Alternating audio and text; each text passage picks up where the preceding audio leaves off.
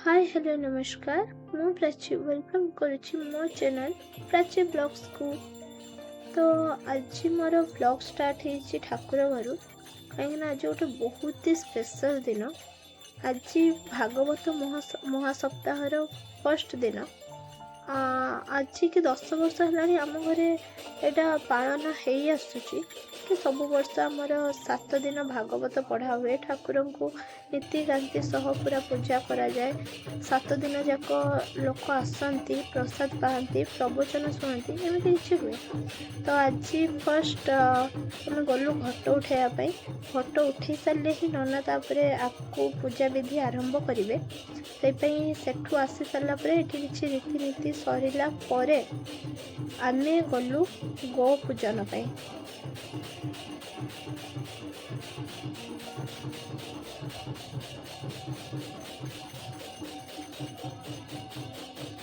ତ ଏଠି ମୋ ଭାଇ ଗାଈଙ୍କୁ ମାଳ ପିନ୍ଧଉଛନ୍ତି, ଆଉ ଏଠି ନନା ସିନ୍ଦୁର ଚନ୍ଦନ ଲଗେଇକି ପୂଜା କରୁଛନ୍ତି। ଏଠି ବି ଗୋଟେ ବିଧି ଥାଏ ଗୋ ପୂଜନର। ତ ଗାଈମାନଙ୍କୁ ପୂଜା କରିସାରିଲା ପରେ ଏଠି ମୁଁ ଦିତି ଆଉ ସନ୍ଧ୍ୟା ସହ ଟିକେ ମଜାମସ୍ତି।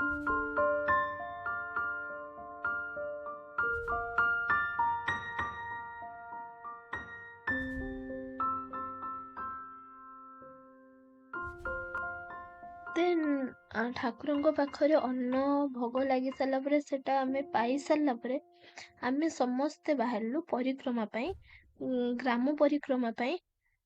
ଯୋଉଟାକି ଆମେ ଯାଉ ଫାର୍ଷ୍ଟ ଦିନ ପରିକ୍ରମା ପାଇଁ ଯାଉ, ଆମେ ସମସ୍ତେ ଯାଇଥିଲୁ। ଏଠି ଗୁଗୁ ଆଉ ଜିଜୁ ବି ଯାଉଛନ୍ତି, ସମସ୍ତେ ଆମେ ଯାଇଥିଲୁ, ଛୋଟରୁ ବଡ଼ ଯାଏ ସମସ୍ତେ ଯାଇଥିଲୁ।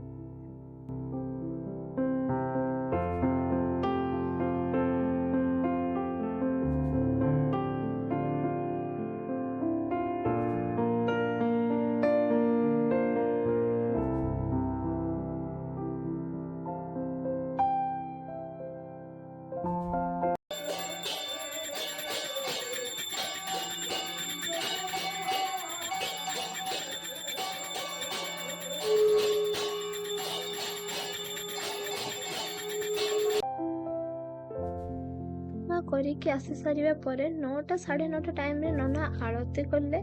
ଆଉ ଆଳତି ସରିବା ବେଳକୁ ହିଁ ଏଇ ଛୁଆଟି ଆସିକି ମତେ କହୁଛି, ତୁ ଯିବୁ ତ ଚାଲ, ନାଇଁ ତ ନାଇଁ, ମୁଁ ଯାଉଛି ଖାଇଦେବି। ସେତେବେଳେ ମତେ କିଛି କହିବନି ଯେ କିଛି ରହିଲାନି ବୋଲି।